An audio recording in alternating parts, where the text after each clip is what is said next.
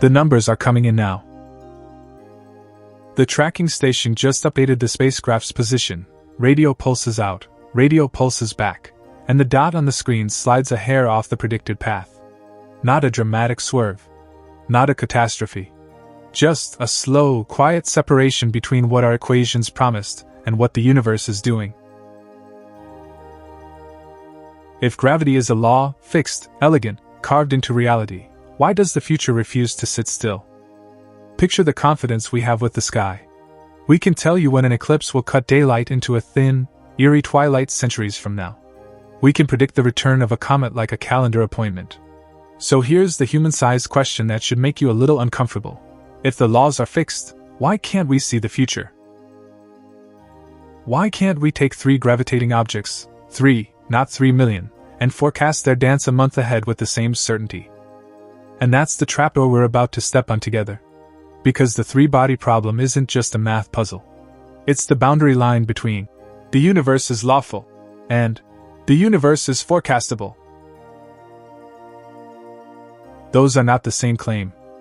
Now I want you to stay in this room with me, mission control light, the quiet hum of fans, the glow of trajectories and timestamps, because this story isn't about gravity being complicated. Gravity is almost insultingly simple. It pulls, and it weakens with distance by an inverse square rule. The shocking part is this: small uncertainties can become destiny.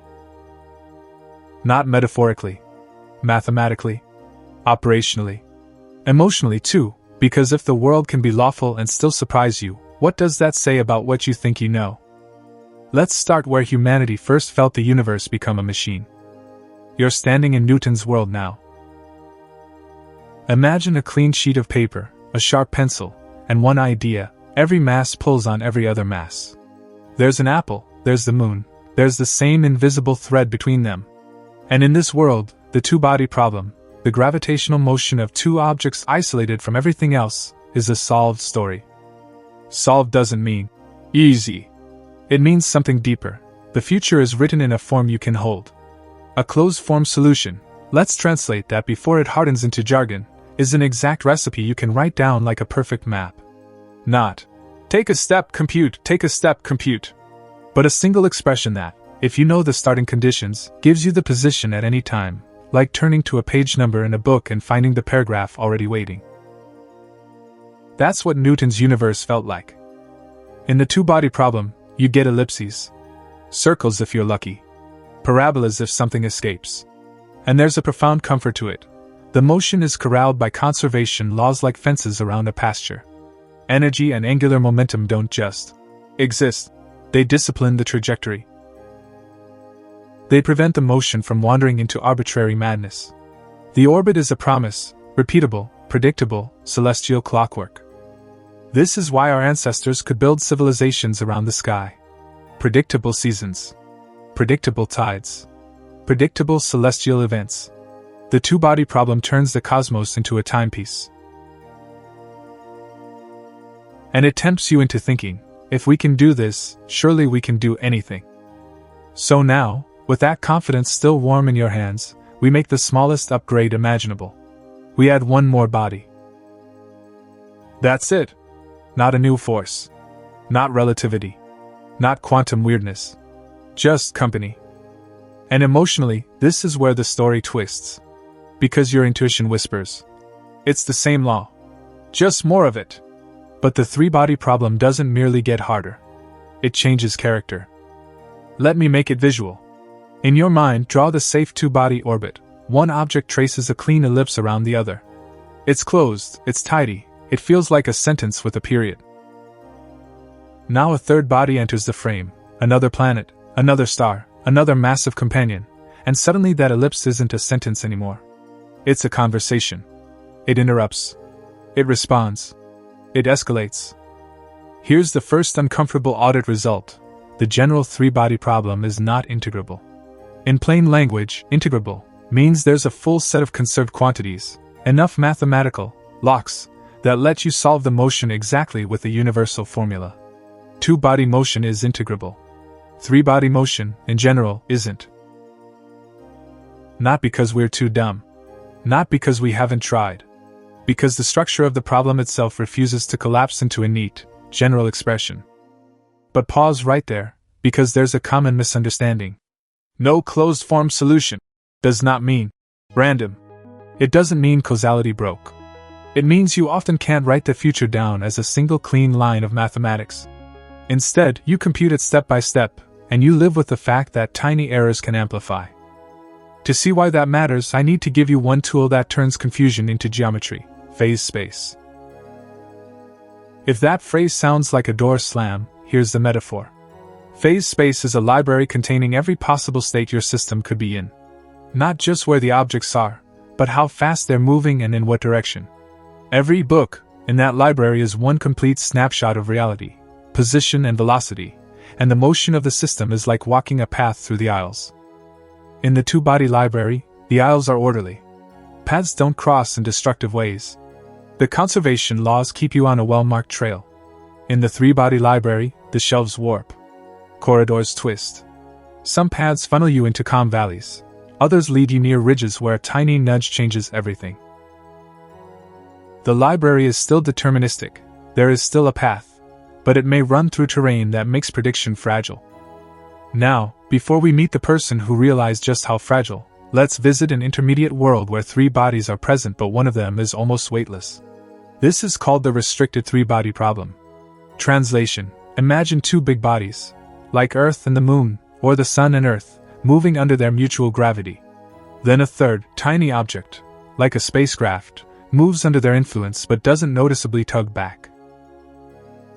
Like a leaf caught in the swirl between two moving fans. In that restricted world, something astonishing appears: Lagrange points.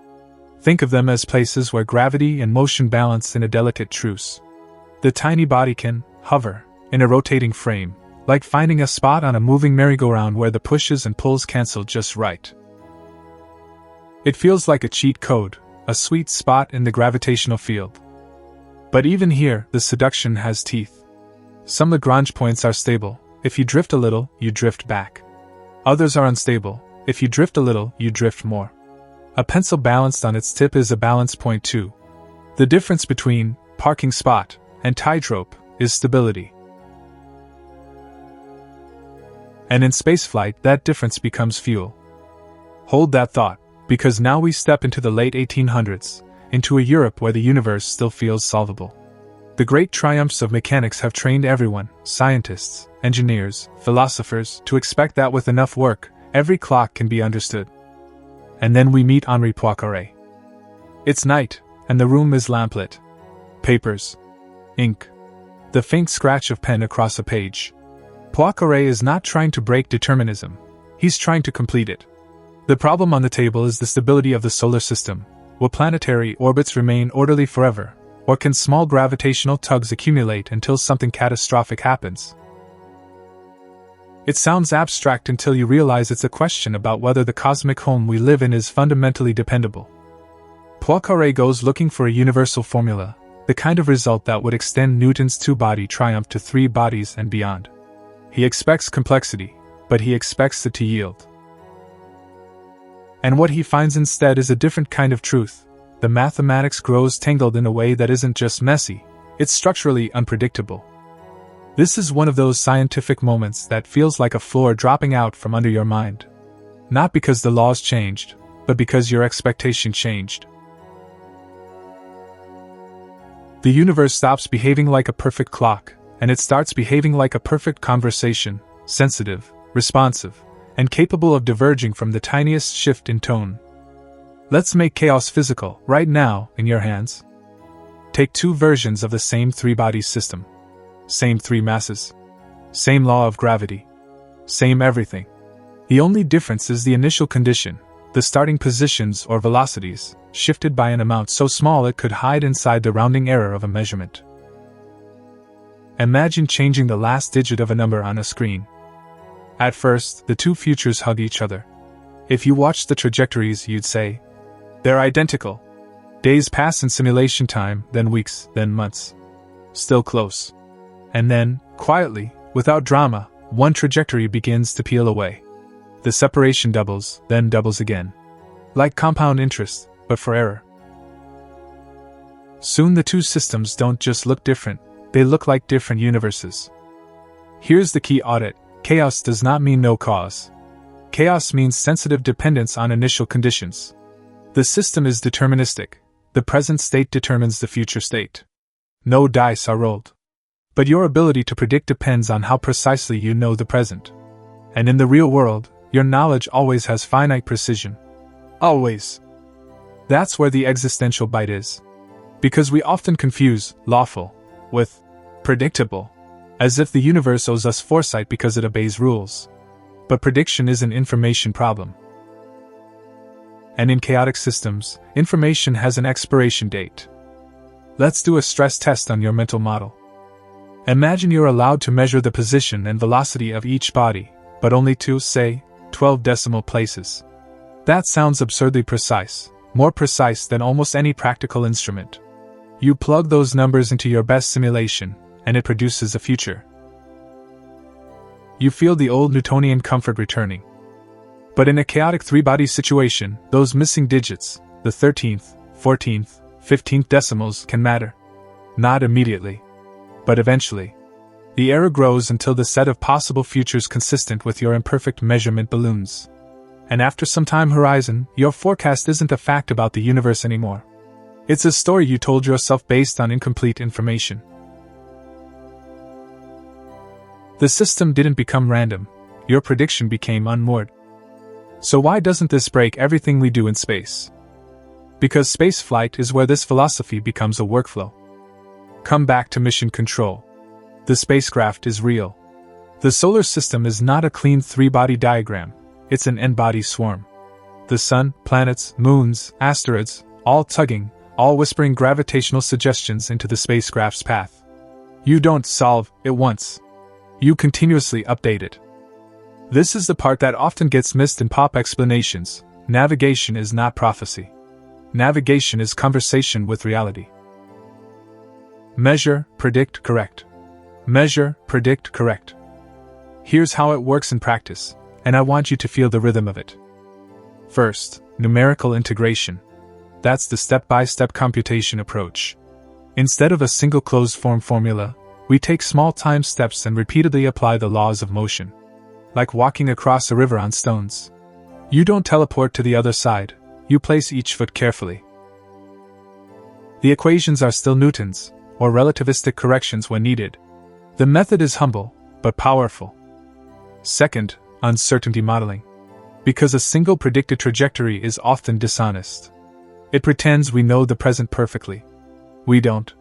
So we use ensembles, Monte Carlo simulations, where we generate many possible starting states consistent with our measurement uncertainty, and we propagate them forward. Think of it like shining a flashlight through fog. You don't get one crisp beam, you get a cone of possibilities. The width of that cone is your uncertainty. Third, frequent tracking. We use radiometric data, Doppler shifts and ranging, to measure how fast the spacecraft is moving relative to Earth and how far away it is. We use optical tracking too, watching against star fields. Every measurement is a tether thrown from reality back into the model. It tightens the cone. Fourth, correction maneuvers. Tiny thruster burns. Sometimes just millimeters per second. Not heroic rocket blasts. Gentle nudges. And this is where the earlier paradox resolves. If the system is sensitive, how can tiny burns reliably correct it? Because sensitivity cuts both ways. If small uncertainties can grow into big divergences, then small interventions, applied intelligently and early, can steer you back.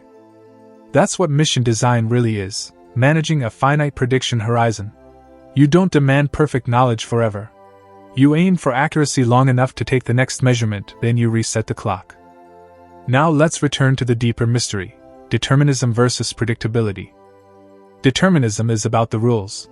Given a complete state, the future follows. Predictability is about us, our ability to know that state, represent it, compute it, and keep our errors under control. In a two-body universe, determinism and predictability feel like twins. In a three-body universe, they become distant relatives.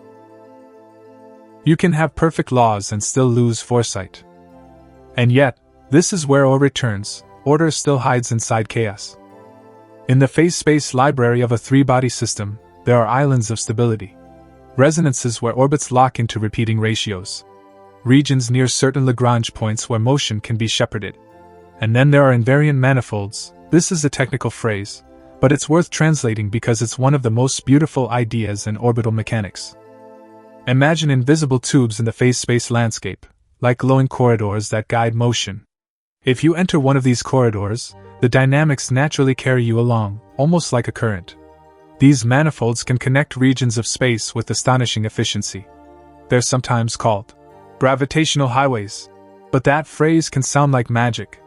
It's not magic, it's geometry. The shape of the equations creates pathways. This is how we can send spacecraft into orbits that look like delicate lacework around L1 or L2, those balance regions between Earth and Sun, or Earth and Moon. A spacecraft can trace looping patterns that are neither simple circles nor ellipses, but complex, controlled dances. And the dance is possible because we're not fighting chaos with brute force. We're cooperating with structure inside it. Still, don't romanticize it too far. Those orbits often require station keeping, regular small corrections to stay near an unstable region. Again, the lesson: forecasts are perishable, so we refresh them. If you've ever wondered why a telescope like the James Webb Space Telescope can sit near the Sun, Earth L2 point, far from Earth, exposed to subtle perturbations, and still do precision science, this is the answer: constant measurement and gentle correction. Not certainty. Not conquest. A practice dance. Now let's zoom out, because this isn't only about spacecraft. It's about your relationship with the future. We grow up with an intuition that if the world is lawful, then the future should be readable, like a book that already exists. But the three-body problem teaches a more honest picture. The future can exist as a structure of possibilities, and which possibility becomes real depends on the details of the present, details you may not be able to access with infinite precision. The universe can be lawful and still surprise you. That doesn't mean reality is mystical. It means knowledge has a time limit unless it's continuously refreshed. The laws are stable. Our grip on them is what slips. So let's reframe a word we usually fear. Unpredictable. In this context, unpredictable doesn't mean unknowable. It means auditable. Auditable means you can keep testing your model against reality. You can keep asking, does my predicted path match the tracked path? When it diverges, you don't despair, you learn. You update. You tighten uncertainty. You correct course. You turn chaos from a verdict into a practice. And that might be the most human scientific lesson in this entire story. Because certainty is not the same as understanding. In a three-body universe, wisdom looks like humility plus method. It looks like ensembles instead of single-number predictions. It looks like frequent measurements. It looks like admitting there's a horizon beyond which you shouldn't pretend you know. And it looks like building systems, engineering, scientific, even personal, that can adapt when the forecast expires. That's not weakness. That's realism. Let's return one last time to the opening image, the spacecraft, the screens, the slow divergence between prediction and tracking. That divergence is not the universe laughing at you. It's the universe reminding you that your model is a living thing. It has to breathe in new data. It has to be corrected. The craft doesn't hold position near a delicate gravitational balance point because we defeated chaos forever. It holds position because we learned how to dance with it. Here's the synthesis, clean and sharp. Two-body gravity gives us a cosmos that feels like a clock, integrable, formula-friendly, predictably repeating. Add just one more gravitational partner, and the system becomes, in general, non-integrable, no universal closed-form map of the future. In that three-body world, chaos can emerge, deterministic, causal, but exquisitely sensitive to tiny uncertainties. Prediction horizons become finite, not because laws fail, but because information decays. And yet within that complexity, structure persists, stable islands, resonances, and geometric pathways we can exploit, especially when we combine computation with constant measurement and correction. Reality stays lawful. Our forecasts stay perishable. Now a thought experiment to carry with you. Imagine your life as a prediction problem. You make plans, you set goals, you picture trajectories, where you'll be in a year, in 5 years. You do what Newton's universe trained every human heart to do. You assume the map will hold. But what if the deeper lesson is that good planning isn't about believing the future is fixed? It's about building a feedback loop with reality. Measuring often. Updating honestly. Making small corrections early instead of heroic corrections late. And that opens the next great question, the one that should keep you up in a good way. If perfect laws don't guarantee perfect foresight, then what does it mean to know anything about the future at all? And if time itself is something we experience through prediction, through expectation and surprise, what does chaos say about the memories we hold most dear? If you want to keep going, click the video on the end screen, because it continues this investigation from a different angle, and it will make this story click even deeper. And subscribe if you want more audits like this, where we don't just celebrate beautiful equations, we test what they actually let us know. One question for you, and I want a simple answer in the comments. When have you experienced a prediction horizon, in your own life, where a plan worked perfectly, until it didn't?